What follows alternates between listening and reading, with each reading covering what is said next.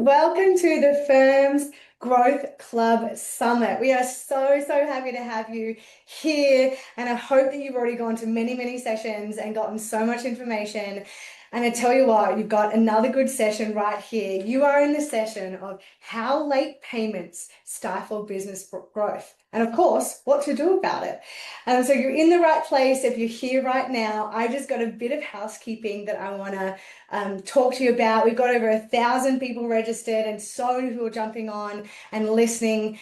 So really happy to have you. But let's talk a little bit about housekeeping. So all our sessions are being recorded and transcribed. That is all powered by Vinyl. So one of our partners, Vinyl, has a AI note taker, and all of this will be recorded so we can make sure we can download all these good insights and you can remember them, write notes about them and come back to them, because that's really important on that. So thank you so much to Vinyl. They are amazing. CPD points are available for all sessions. So you will get 1 point for this session. So you either learn something or you get a point. I think it's a win-win. I'm sure you'll learn something anyway. And finally, we just talked about knowledge, learning, points, and now money. So you have a chance to win $500.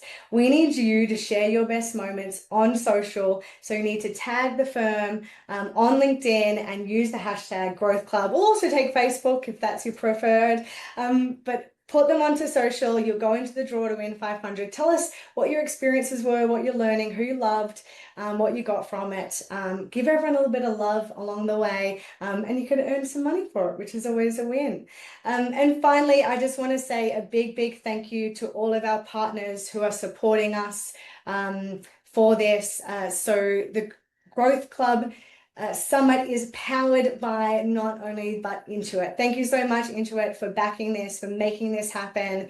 And we really appreciate you and really appreciate everything you're doing for this industry in terms of learning. But we have so many other partners on the screen. So grateful for all of you to partner with us, to share with us, and to make this happen and allow us to come together. And one of our partners is Pinch. And I have now the privilege of introducing you to Joe McCord. Joe McCord is from Pinch Payments, and Joe is very community driven. If you've met him, you know that he's very passionate and a big supporter of the accounting industry. But on top of that, he's really knowledgeable. And so we're grateful to have him here. Pinch Payments is doing really big things at the moment in the accounting industry. And so they're having a bit of a cracker of a year. So check them out. And Joe, I'll hand over to you. Thanks a lot. Hello, everybody. I am indeed Joe McCord. Let me share my screen with you and start the presentation. So before we get started, just want to set the scene a little bit. This isn't a product demo. I'm not here to demonstrate Pinch Payments tech. I'm here today to talk about mindset. I'm here today to try to create a little bit of a paradigm shift. What this session today is happiness. It's about business happiness. It's about your happiness, your customers' happiness. But before we get underway, in order to ensure that you are made happy, I'm going to talk about myself a little bit. So I am Joe McCord. I am the head of growth at Pinch Payments. I am a general business growth exponent. I've had a long career now as a general business growth manager. I was the general manager of a growth agency that did web development and digital marketing for a long time. I've worked across a number of industries, consulted with plenty of industries. I love mentoring. I'm a personal growth developer. I like managing my team. I like consulting with small businesses. As Liz said, I like building communities. I like growing people, which obviously helps that I'm a dad.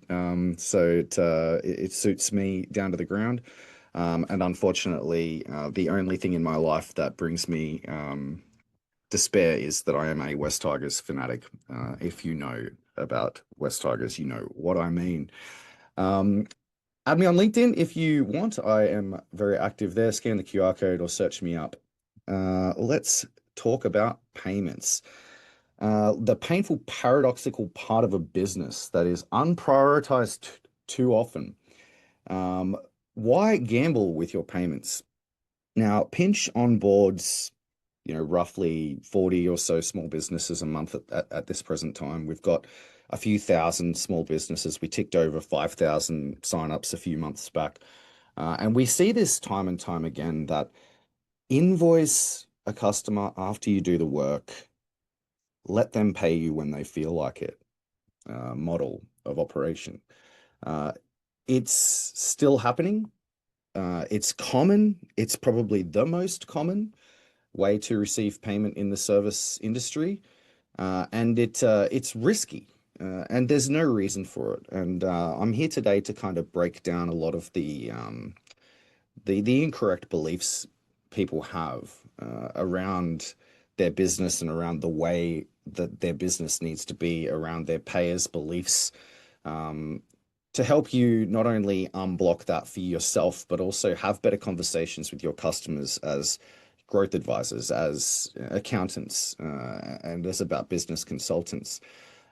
We've seen business owners across a range of industries break free of this mentality. And hopefully, after today, you can see the better way of having these conversations and a different belief.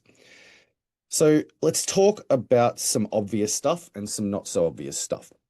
So invoicing a customer and letting them pay you whenever they feel like it uh, does directly cause late or non-payment. That's very obvious. We know that. Late payment, non-payment, we talk about that a lot in the accounting world, in the payments world, and the downstream effect of that being cash flow headaches. Again, very obvious. Having cash flow headaches and non-payment and late payment causes you to have to chase your payments a lot. And there's plenty of businesses out there that have built systems for that.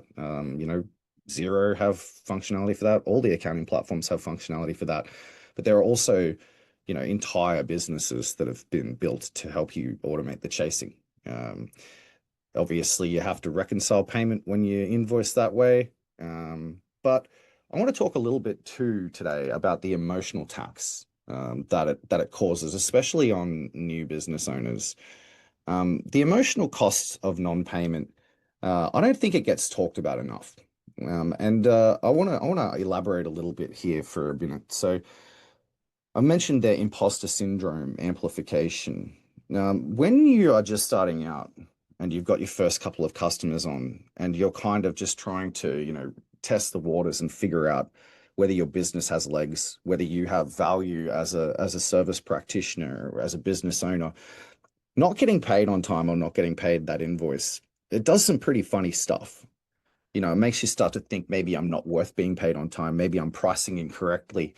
Maybe I'm not as good as I thought I was. Maybe this business doesn't actually have legs after all. It leads to desperation. It leads to desperate behaviors. It leads to things like discounting, over servicing, and undercharging. Decision paralysis, cash flow uncertainty makes people afraid to hire, market, or scale, even when the growth is achievable. Overworking to compensate, trying to outrun that cash flow problem by taking on too much work instead of fixing the system. The professional boundaries. Oh, sorry, I got points out of sync there. The professional boundaries thing is very important as well because I've seen this in the past. In fact, I've been guilty of it myself. Fear of losing clients can lead you to become too accommodating, and I'll talk about that a little bit later as well. But I've seen things like people discounting just to get their payment. That financial shame spiral, business owners feeling embarrassed about discussing money. Money becomes a problem. And it also makes it hard to manage good relationships with your customers. And the weird part about it all is that most of the time, the problem is caused simply because the customer was inconvenienced or missed the email or just simply some sort of benevolent, non-malevolent reasoning. It's very rarely about you. It's very rarely about your lack of quality or your service deliverability. It's usually something that's easily fixable, especially in a world where everything is convenient now, and there's an expectation of convenience. I'll speak for myself. When I get asked to make a payment that requires me to log into my online banking to transfer the funds, I get anxiety instantly. I go, oh, I have to log into my online banking. I hate logging into my online banking. That alone is enough reason to not build this way. Obviously, you get risk aversion when you're not sure that you're going to get paid. You're afraid to invest the money. You hold on to the funds that you've got. You don't make hires. You don't make investment decisions, and you end up chronically stressed and burned out. And you're applying your energy in all sorts of incorrect ways. And it evolves.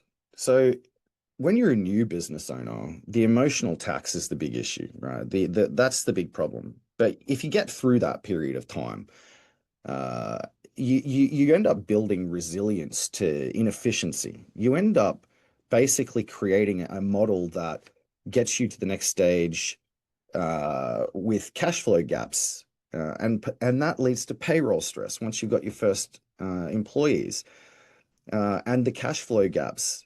Eventually, when you get to that point where you go, you know what, I have a good business here and I'm ready to scale, they widen, they replicate, and eventually you realize that you can't grow anymore. And it's because all of that energy that should be there for you, all of that revenue, all of that good stuff that should be there for you to invest into growth is actually being invested into dealing with the cash flow gap. You become a bank, whether it's financially or whether it's resource. You become a bank for the customers that pay you late or don't pay you at all. The good news and the bad news is that it's it's happening to everybody. It's not just you, it's the whole small business sector. Um, Experts say that the primary cause of it is big businesses mandating unfair payment terms to small businesses. And we see that. It's definitely the case. 60, 90-day payment terms for just because they can. I'll tell a quick anecdote. I once had an employer, I won't mention any names, who had an internal policy that you had to chase him multiple times for payment before he would pay you because money's better off in our bank account than yours. This is how large businesses think. So if you're giving them the chance, they will do this. We on the next slide we'll talk about some statistics, but the problem I have with that mentality is it doesn't explain why we see businesses like home cleaners and local yard care companies coming to us saying, "I'm about to close down my business because my clients are paying me late." So that problem is not just caused by big businesses, it's caused by something else too. According to data published by Xero, over half of invoices are paid late in Australia, an average of 25 days overdue. That's past the due date. Now, this is not the same across every sector, obviously. We see it in other sectors worse than others. Food wholesalers have it the worst. It's on average 35 days past the due date. And food wholesalers are, commonly delivering food to larger businesses. So what we see is that the lateness of the payment actually gets compounded by the payment term. You put somebody on a 30 or 60, 90-day payment term, they're more likely to pay you past that point, even worse than somebody who's on a shorter payment term. Whether it's correlation or causation, it's what we see. What we know, though, is that businesses who suffer from those issues grow 3 times slower than businesses who have their cash flow certain. So when you get that, cash flow certainty, you end up growing faster than your competitors who don't have that cash flow certainty. Obviously, it has a downstream effect too. When you don't have cash flow certainty, you're late to pay. You are more averse to paying your suppliers on time, and the whole cycle, consistently just flows downstream and causes issues to the entire Australian small business sector. And indeed, it's not just Australia; it's really the entire Western society. So you can design processes around this. It's common in accounting. Like we see accountants have solved this problem, but what we see is that accountants aren't necessarily encouraging their clients to solve this problem. Not every accountant has solved the problem either. Not every growth advisor has solved the problem, but there are plenty of software platforms out there that have solved this in verticals, in very specific verticals. What Pinch can do though is do this for essentially anybody. Now, the most simple process to ensure that you actually get paid on time is to get a payment instrument upfront. When they book, you get that payment instrument upfront. They put the booking in, you take the card or the bank account, and you have a system to charge that. We see lots of businesses do the old write the credit card down on a piece of paper and punch the credit card details through a payments terminal. Um, that's cool. That guarantees your cash flow at the cost of efficiency and needing to hire somebody who literally sits there once a month and just spends a whole day punching payments through a payments terminal. Take the payment method, bill ahead of time when possible, whether that's a deposit or in full, and automate the recurring payments. Any time that you're actually expecting your customer to make a payment to you, to actually manually go out of their way and make a payment to you, you're making an assumption that they can. You're making an assumption that they'll notice, that they feel like it, that they haven't had a bad day, that their cash flow is fine. And once you have that payment method, if you can or can't bill at least some of it ahead of time and automate those recurring payments, just charge when you need. Now it sounds too good to be true, and obviously we're here to talk about all of that, and we'll get to that as well now. So before I get to that, though, I want to talk about a story. So this is Simone. Simone is the founder of a company called Jetlag Remedy. It's a great name. um, Simone's business is, it's her heart and soul. She's a female founder who put her heart and soul into an idea. The idea being that when people go away on holiday or go away for business and they come home, they want to come home to a beautiful, clean environment. That's why it's called Jet Lag Remedy. Now, most of her recurring revenue comes from the clients that just get cleaning service from her once a week or once a fortnight.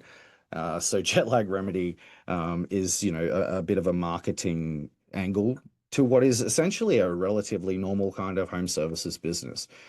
Now, Simone came to us a few years ago, like many do, just unable to scale. She could not figure out how to solve the problem. She came to us because she saw, other businesses using Pinch to automate their cash flow, and she has gone from strength to strength ever since. When she came to us in FY21, 228K in revenue that financial year, massively increased to 1.7 million in FY23. And if you Google Simone, and I encourage you to do so because her story is fantastic, and go follow her on LinkedIn because she's turned herself into a personal brand and a thought leader. All of the energy that she used to consume worrying about trying to get paid, she's now turned and converted into turning herself into the leader, not just of her business, but also her industry. She's a thought leader in her industry. If you Google her, you'll find her on the Today Show, you'll find her in AFR. She's a true success story. And if you read her article, she talks about payment method and authorization as the heart and soul of what transformed her business, believe it or not. And today she runs a company that has franchises in multiple cities and 50 plus team members. Now, this is probably the crescendo, uh, how to fail. I have this conversation with small business owners all the time.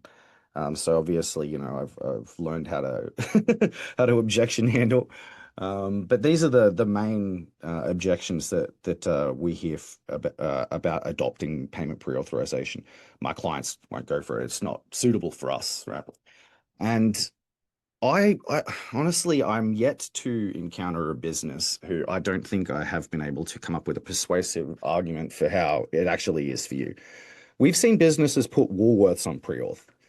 If you can put Woolworths on pre-auth, I think that where there's a will, there's a way. If you're a home services business or an accountant doing business with small business, I don't think you have a problem. That issue there, where you're a small business, and you're dealing with the duopoly that is Woolworths and Coles, or other large businesses of a similar size, is the only truly valid objection.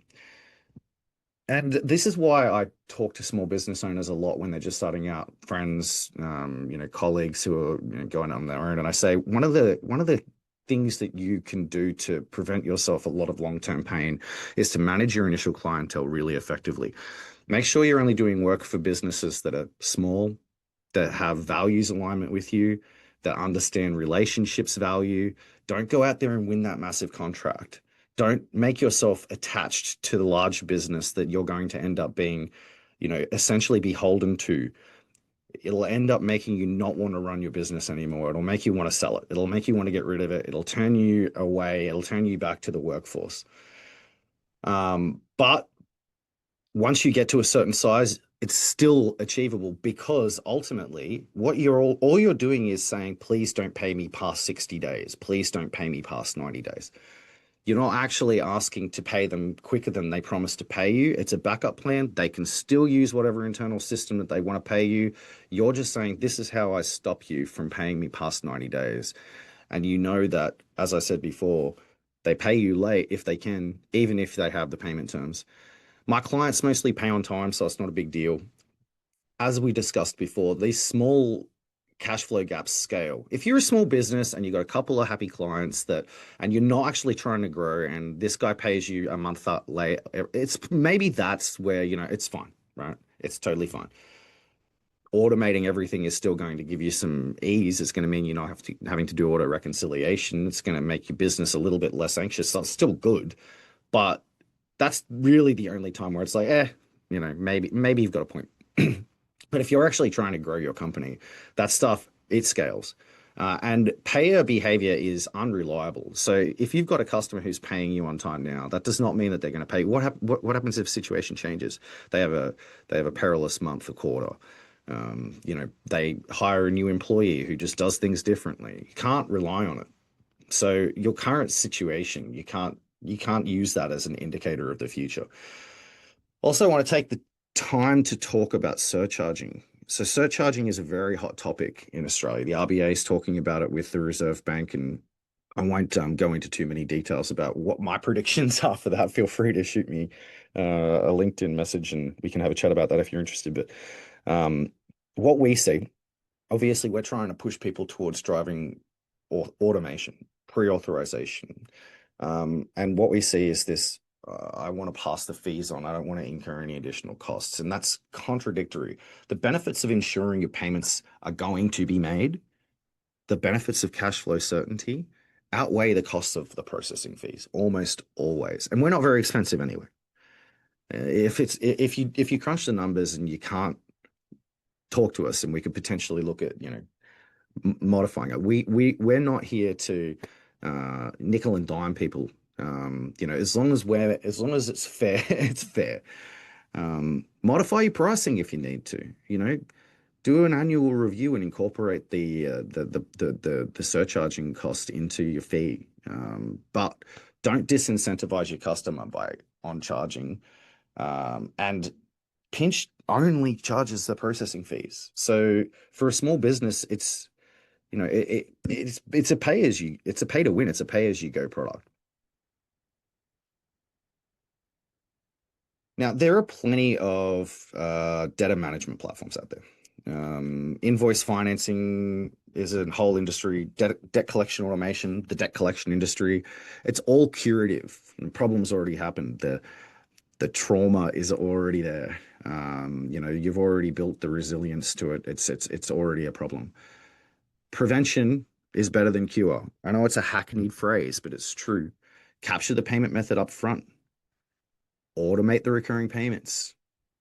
Offer whatever that they need. Offer card and direct debit. Offer whatever payment platform best suits them, whatever payment instrument that they want to pay you.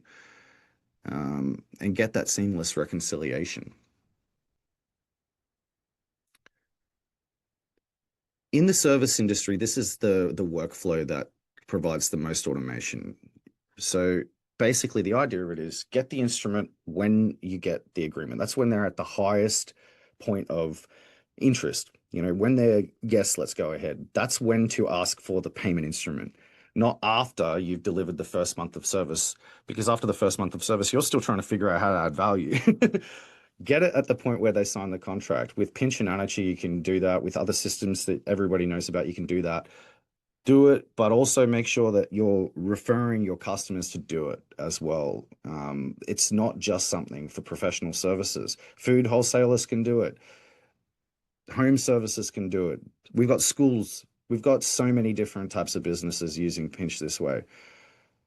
Automate the invoicing, whether that's, using an order management platform like Quick B2B as a food wholesaler. Let them put their orders in through the system, and let that auto-generated invoice and flow through to the accounting system, because then it'll auto charge the payment instrument and auto reconcile. Capture the payment instrument, automate invoicing, auto payment, auto reconciliation, the whole flow. It's simple. It's 4 steps, and it's cash flow certainty. It's very, very simple, and it works for every service-based business industry. That's the beauty of it. It's not about, a software platform out there having a specific technical solution. It's about a process, and you can use whatever industry specific tool that works for you.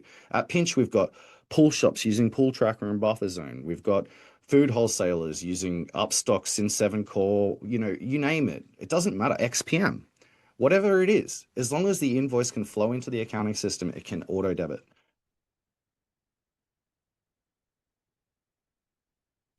There are other tools to add. As I mentioned, I've mentioned Attacher a few times. Content Snare is another good one. Onboard Me is another good one. XPM can generate invoices. We've got merchants using Timely. I've mentioned a few others. SimPro, ServiceMate, digital marketing agencies that are using things like Harvest and Toggle.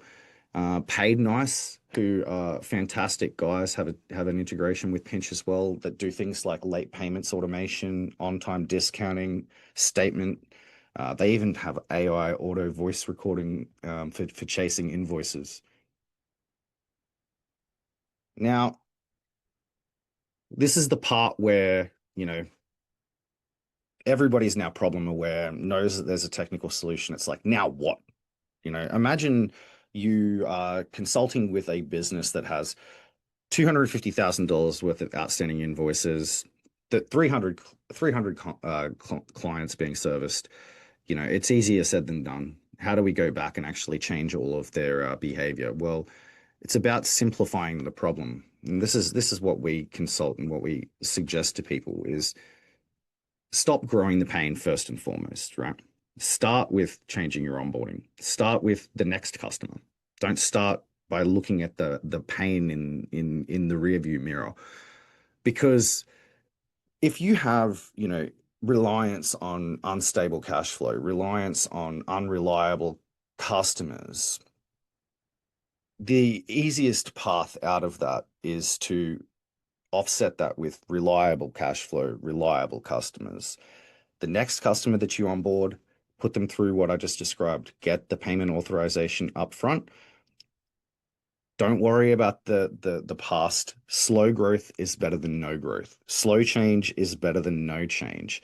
Because once you get to that certain tipping point where you have some cash flow certainty, maybe 15, 20% cash flow certainty, that's when you can move to phase two. That's when you can actually go to those unreliable customers who pay you late, who you unfortunately are forced to rely on. I've mentioned before, and I've been guilty of this, where we had a client once when I was running a digital agency who was one of the world's largest customers in their specific industry, and we had a huge, huge contract. It accounted for, a very large percentage of the revenue. And every month that we had to chase them, not only do we have to chase them, they would end up paying us, a month in arrears every time, and we would have to give them a discount to make the payment every single time. But we had hired staff, built systems to service them. So we needed to continue to do so. We had an obligation. And they did pay. That's the thing. They did pay, but they paid late every time. And they also, that when you worked out like the true hourly rate that we were generating, the true revenue we were generating off them, it was really just paying for the hires. It was really just paying for, the eventually, ultimately, it felt like we were just paying to be able to say that we had a really good big customer. Right. That's what it felt like. Not worth it, but you're stuck until you have some guaranteed cash flow. You're stuck until you can say, you know what, we don't need you anymore. And it's at that point when you can go to them and say, this is how we're doing things now. And if they do decline, if they do decide to leave, it truly doesn't matter. And then all you're left with is the good clients. And as I said before, you can't rely on them. So you should try to move them to your new model, but at least it's not stressful. At least the pain is, staggered. At least it's not something where time is absolutely of the essence. You can use the system to automate that process and slowly wean them onto it. And for some businesses who have like fast turnover of customers, if you can have like you can churn your whole book in a couple of years. It's not uncommon in certain industries. And before you know it, you just have a whole bunch of customers that are on things automatically. But that's the end of it. That's the end of the presentation. I hope you were enlightened. I hope you have lots of questions. Join the Pinch Partner Program. We have as Liz said at the start of the call, we have a community orientation. We do lots of these sort of webinars. We attend lots of events. We're very interested in relationship building. As a reseller partner, you can get referral commissions for signing up to Pinch, or you can pass on the savings to your customers. Scan the QR code or connect with me on LinkedIn. If you'd like a demo of Pinch, just hit me up, joe@getpinch.com.au. And that's it. Let's check it if there was any questions. Cool. No questions. I'm going to take that as a compliment. We're a little bit ahead of schedule, which is great. No, I just wanted to leave some time for Q&A, but yeah, I'll stick around for a little while if anybody has any questions or wants to have a chat about anything, any objections that they found, any questions about Pinch, perhaps. More than happy to answer anything. Feedback on the session. Did you like it? Did you hate it? Where can I improve? Should I have shaved?